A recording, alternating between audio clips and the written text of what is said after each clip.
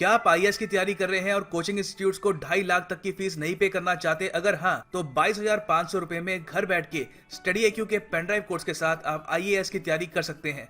आज ही विजिट करें StudyIQ.com. Very good morning to all my dear friends. I am Prashant Pavani. I hope you all are doing good. Adopting the right attitude can convert a negative stress into a positive one. The problem with negative stress is that it drags away, it sucks away all your limited energy that you have throughout your day. So stay away from negative stress, and the way to stay away from it is to carry a right or positive attitude. With this, dear friends, the most important article is there on your screen. It's written by Rakesh Sood, and India and USA, it's complicated. So Rakesh Sood, a former you can say civil servant, when he writes something, and particularly Rakesh Sood is a very good writer. You find so many important points, and they are explained in very simple language. This is a thing. It's very difficult, to write in simple language. It is very easy to write in difficult language. This is the difference between a good writer and a not so good writer. Apart from that, we have 3 other articles. We'll go through it, but let's start with India-USA relationship. It's complicated. Now, on 6th September, we are going to have this 2+2 dialogue. This is the first time we are going ahead with this format of 2+2, in which you have from our side External Affairs Minister Sushma Swaraj, Defense Minister Nirmala Sitharaman, and their counterparts. That means ministers from USA counterpart, like Foreign Minister of USA. Over there, they don't use this word Foreign Minister or External Affairs Minister. In fact, they don't use the word minister. They use instead Secretary. So Secretary of State, that means Foreign Minister of USA, that is Mike Pompeo. And you have Defense Secretary, that is Defense Minister of USA, James Mattis. Together, these 4 leaders, they are going to interact with each other, and of course, it's very easy to understand. The main purpose is to develop relationship between both the countries, strengthening bilateral relationship. Now, if we analyze the whole nature of relationship of these 2 countries, then we can say that it started with, you can say, of both the countries, they used to behave a bit strangely with each other. When I say strangely, I'm talking about there was a big distance, between USA and India for a very long period of time. At present, we are a bit closer. When I say bit, I mean to say that yes, we are very close to each other, but still we find a little bit of problems here and there, and that's totally fine, because with any country, if you take example of Bhutan as well, if you analyze it, then you will find that Bhutan will be having some issues with India. India will be having some issues with Bhutan, even though we are best buddies of each other. Now, there are 3 factors that have played a very important role in, in coalescing this relationship or merging both the countries together in a sort of flavor. The first one, it all started with this end of Cold War. Cold War, I'm sure you know about it. It was going on for a very long period of time. It was a sort of competition between USA and USSR. After the fall of USSR in 1991, this Cold War era came to an end, and because of this thing, new opportunities and new realities started emerging for all different regions. So this was one reason or one factor. The second one is opening of Indian economy. This liberalization, privatization, globalization, LPG. So because of this thing, we opened our doors for foreign investment and foreign companies, and this was a big opportunity for private companies from America. They started, looking at India. India, big country. When I say big, I mean to say not just in terms of geography, in terms of population as well. So the more population you have, the more mouth and foot you have, to serve. So American companies, they started injecting money in our country in terms of investment, in terms of factories and other things, because they were looking for for them it was a big market. If we go through the trade, then we find that it started with it was a very merged trade, but now it is $120 billion. And we have set an ambitious target of touching $500 billion in next 5 years. If we talk about reciprocal FDI, that is foreign direct investment coming from USA to our country, then it is $20 billion, which is okayish. And then you have investment from India to USA, that is 15 billion. When I say okayish, is because it's not that great when you compare it with China and USA. But still, right, the way things are going on, and the way, there is a sort of English speaking is a common thing. Then the way Indians work. I'm not saying that Chinese people are inferior to us. I'm just highlighting some strengths of our country. So English is there. And then we have this diaspora. And yes, this third important factor. Let's finish this thing and then we'll move on to third factor. So what I'm saying that there are many commonalities between both the countries, democracy and other things. So because of this thing, there are high chances that we can take this FDI as well as this bilateral, trade to altogether a new level. Now, talking about this third important factor as far as this relationship between India and USA is concerned, then we have a very strong Indian diaspora. I have said this thing many times with you guys. I have shared this idea of people to people contact, right? One of the most important thing, if you go through books written by diplomats, or if you go through how international relationship works and things like that, you will find that people to people contact is base of everything that we do. So this again, we have 3 million strong Indians or people of Indian origin living in USA, and we have seen many times back in when this sanction era was going on. At that point of time, this Indian diaspora played a very important role for us. Now, talking about a style, or you can say a particular attitude that USA has, when it deals with other countries, because USA has been, on the top of the table for a very long period of time. It treats other countries like a junior partner, a sort of a secondary citizen sort of thing. And the problem with India and USA is that India too, right, is a country that is not used to with looking itself as a junior or secondary sort of citizen, So this is a thing where it's a thing because of which you find a sort of clash going on between US and, because of this pride or ego issue, whatever. Then you have this strategic autonomy, which is of course very important for us. We have clearly stated that you cannot ask or expect us to be your puppets. Of course, we don't use this sort of language, but to make you understand, I'm saying this thing that we have made this thing absolutely clear that we will have relationship with China, we will have relationship with Russia, and we will have a relationship with USA as well. And all these three big countries, they should, if they have any problems with each other, then it's their problem. As far as India is concerned, we are going to maintain good relationship with all the countries possible. So this is what strategic autonomy is all about. The other problem is that this is something that USA will not appreciate, because so far it has, seen countries doing what USA expects that particular country to do.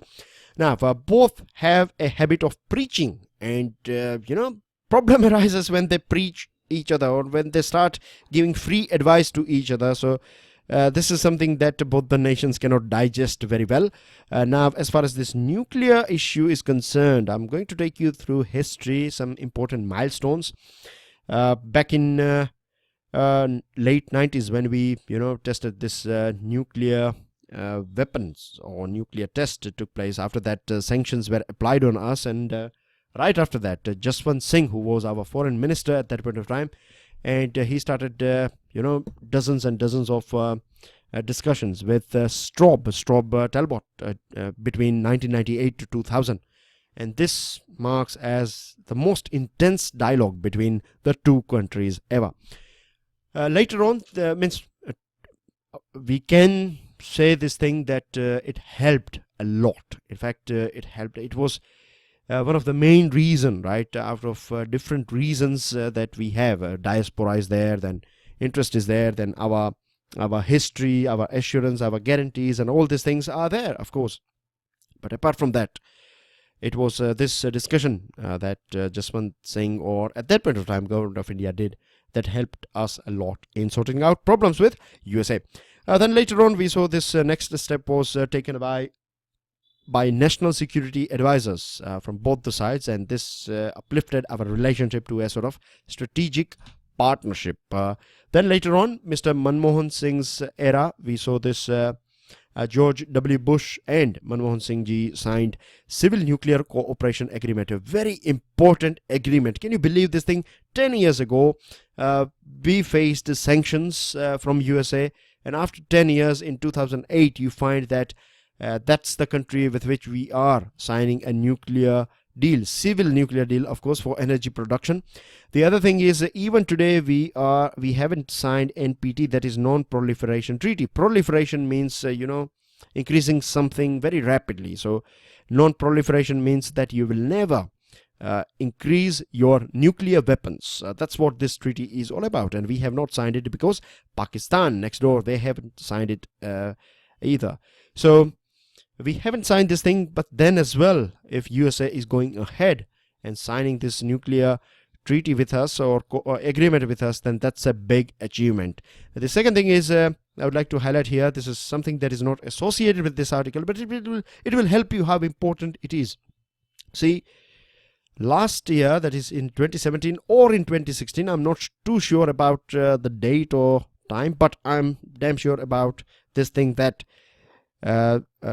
Japanese parliament, they gave a green signal for this civil nuclear cooperation between India and Japan. And keep this thing in mind, that Japan is the only country in the world that has faced this, nuclear weapons, and in their parliament, in their constitution, it's a big no. And then as well, Japan is going ahead and signing this treaty with us or agreement with us. Even today, we haven't signed this NPT. That indicates the trust the world puts on us, or you can also say that the responsibility that we have to maintain. And if we don't go ahead with Japan, or if we don't get this green signal from Japan, then we don't get a green signal from US. And now you'd be asking how. The thing is, all these companies, right, Westinghouse and other companies of USA, with which we have, signed a sort of deal of nuclear energy or power plant production over here, nuclear power plant production, they all are subsidiaries of Toshiba, and Toshiba is a Japanese company. So if you don't have this green signal from Japan, then you cannot have this eventual green signal from Westinghouse as well.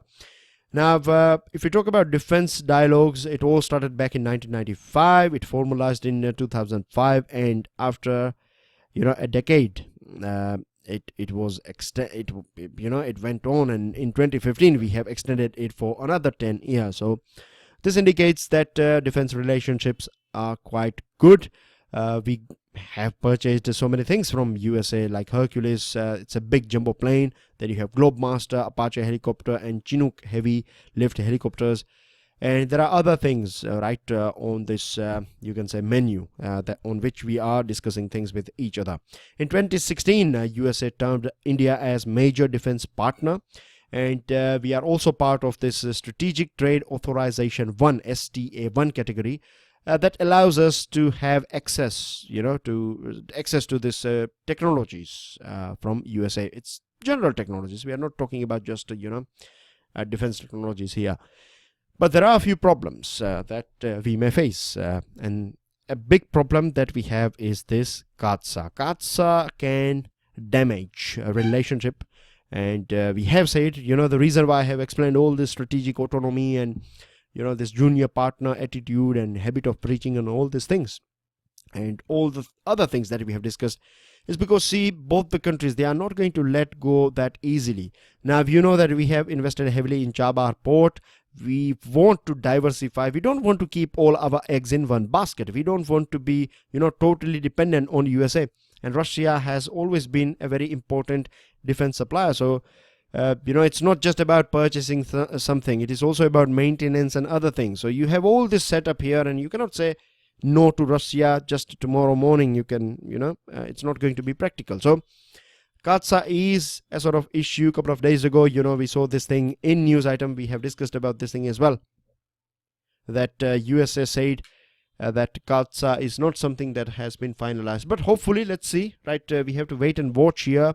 Let's see what happens, or what's the result of this 2+2 meeting. After that, we will analyze or take this thing to a new direction. With this, dear friends, that's everything with this USA's article. I'm sure many things are clear to you now. If you want to download the PDF of today's lecture, you will get it from my Facebook page and Twitter handle. And then you have this editorial. It is about our second item and first editorial, a sedition debate. Now, sedition is mentioned in Indian Penal Code section 124A. Now, what it is all about? First of all, let us understand that sedition was designed and implemented by British Raj, right? It was this British government working in our country, India. They were the ones who introduced or started this thing, and one of the main reason, of course, is to make sure that everything is under control. If you raise your head high in front of government, if you are looking in the eye of the government, then government will apply this section 124A, and you will be kept behind the bars for a very long period of time. So it was basically about, you know, all this things going on, you know, freedom struggle going on. So to keep an, you can say, control on things, and to create this sense of panic in the mind and heart of people, this thing was introduced. But the sad thing is that now we are a free country, and it's not that now we are a free country from nearly 7 decades now, but still we see this section 124A, and the bad thing about it is that it has been misused many a times by various different central as well as state governments. So we need to get rid of it, and Law Commission has also suggested that we need to get rid of this sedition debate, because the definition of this sedition is too wide. If you go back in past 50 years or 5 decades, we find that 3 times Law Commission has took a sort of decision on, or a stand on, this sedition law. In 68 it said no, that means we need to have this sedition law. In 71 it said that we need a little bit of minor changes here and there, and it's fine. But now it is strictly saying that we need to get rid of it. There are 2 ways to sort this problem out, and the first one is that either we can dilute it, or you can come out with a specific definition of sedition. And the other one is to drop it forever, and I would reckon that to drop it forever, because it has been misused many a times. Moving on to another item, it is about submerging market. Why rupee is falling down in front of USA? Because demand and supply. Remember, with the Hindi version of this lecture, I have explained things, but with you guys, because you guys, most of you, right, I have a fixed set of you can say students on regular basis who follow the Hindu analysis in English. So I know most of you, right, majority of you know exactly why and what are the things that are running behind this up and down, or this seesaw that we find with the USA dollar and Indian rupee. But for the benefit of new students, I have to enlighten them as well. So it's about demand and supply. The demand of dollar is a bit high in international market, and because of this thing, people are running behind dollar, and for dollar they are ready to pay a bit extra money. And because of this thing, the currency rates, or this conversion rate of these other currencies, emerging market currencies particularly, is coming down. Now, why people are looking for dollar, or why there is a demand of dollar in the market? Because the main reason is that the Federal Reserve, that is Central Bank of USA, has increased interest rate. So it has done something with the flow of dollar. Right, earlier on, the flow of dollar was a bit smooth, so money was easily available. And what used to happen is that investors from USA and Western world, they used to get money at reasonable rate, and then they used to invest in emerging economies. So they used to make money by investing here in our country or other emerging economies. But now, because the supply has been tightened, that means you can earn a little bit of extra interest. If you have money, then you can park it in USA, and you will get a little bit of interest. If you compare it with what you make here, then you find that, okay, it's a bit better to keep the money in the bank if you have it. The other thing is, at the same time, loans will become expensive. So investors, right, they will become a bit, careful. The money supply will be choked. So because of this thing, we find this situation. Now, to control this thing, like in Argentina, The Central Bank of Argentina has increased a 15 percentage point in their interest rate. So I have a question for you. Can you explain me why 15%? Why they have, this authorities, or you can say Central Bank of Argentina, why it has took this decision? Do let me know in the answer section. You can be as brief as possible. I don't mind, but I don't want to see spelling mistakes. I don't want to see, other mistakes, because when you're writing, if you are practicing, then you need to start it from now. Try to write error free. I'm not saying that it will happen in one go, but read and read. When you write something, read it at least 3 times. For now, right? Just read it 3 times. It's not just a comment that you are, uploading or sticking in your social networking sites. You are writing this answer for your answer writing for your examination. So it should be as professional and as academic as possible. With this, dear friends, moving on to last item of the day, last item in terms of article. Now, Andaman and Nicobar Administration as well as Niti Aayog, together they have decided that they are going to do a sort of holistic development of the islands. This includes Andaman and Nicobar, and also this Islands Development Agency has decided to, develop this Lakshadweep and other islands that we have.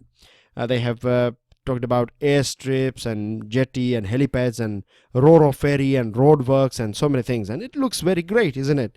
But the problem is, even some basic things are missing when we talk about when we go through the reality of our islands. Now, recently there was a big ship called MS Swaraj Dweep, and Swaraj Dweep was found, a big hole was found on board, and we were lucky enough that this rescue team were there on time, and people were, rescued from this big boat, or you can say a sort of a ship that was carrying goods and people from Andaman Nicobar to Chennai. So this indicates, this shipping, which is a very important, it's like a blood, it's like a lifeline, for people. It's more than blood. It is more, it's like breathing, without which you cannot survive. So we have islands here in Andaman Nicobar, and it's not that we have two big islands. We have so many small islands as well nearby it. And to travel from one place to another, it is very important that we have this robust transportation, this shipping services from mainland to islands, as well as inter-island shipping should be very, very robust. So if we cannot develop this basic thing that is very critical, very important for the development of our island, then there is no point of promising and talking about all these things. First of all, we need to sort this thing out, and then we can talk about all these airstrips and jetty and other fancy things. With this, dear friends, let's analyze news item. I have a first item for you today. We have 2-3 news items that are very important. The first one, and the most important one, is that Law Commission, that is again in news, again our part of our discussion. Government's topmost law advisory body has said this thing, that we don't need uniform civil code, neither necessary nor desirable, because Commission has said that it should not contradict, it cannot contradict with the plurality, secularism basically cannot contradict with the plurality. Now, one thing that we have to understand here is that if you don't have plurality, then there is no point of having secularism as well, isn't it? So secularism exists only when you have plurality, and it cannot contradict with plurality. So this is the thing. We cannot ask everyone to wear same clothes. We cannot ask everyone to follow same things. We have this plurality, we have these differences, and we appreciate these differences. The other thing is, it has also suggested that we need to get rid of all those laws and personal laws that are creating these prejudices and stereotypes. It has also said that the main focus here should be that all these personal laws should be in line with universal as well as human right laws, rather than comparing each other or trying to find which one is the best and most convenient. We should focus on this thing, that if you talk about X community or Y community or Z community, then if they have any 1, 2 or 3 or apple, banana, oranges, whatever, if they have any ABCs, then we need to check it with universal and human rights. If any law is breaching our fundamental rights, or you can say this universal human rights, then we need to get rid of it. Apart from that, we can have this variations.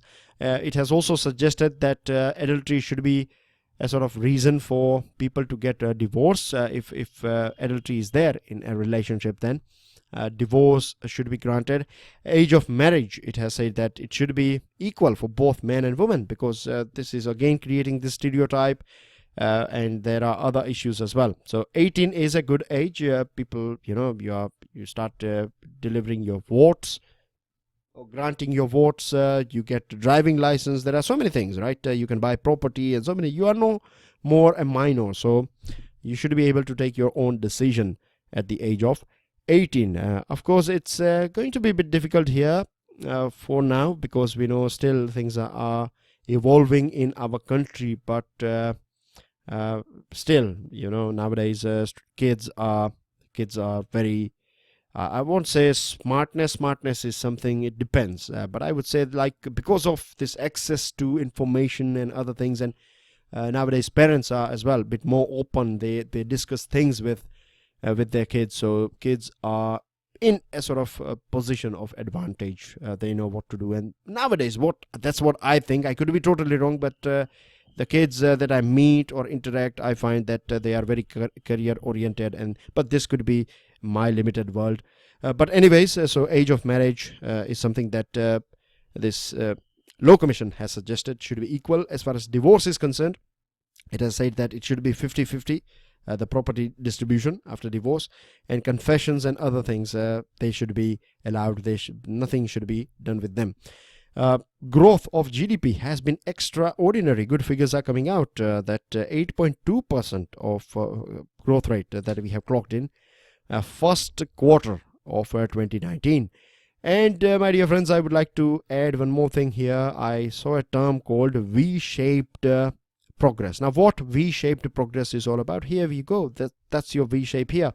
So earlier on, things were a bit good, but then it came down, and now it's again, flourishing. So this is what we call V-shaped progress. Apart from that, there are things that are very easy to understand. I'm sure when you download this PDF, you will go through it, and of course you have to read newspapers, right?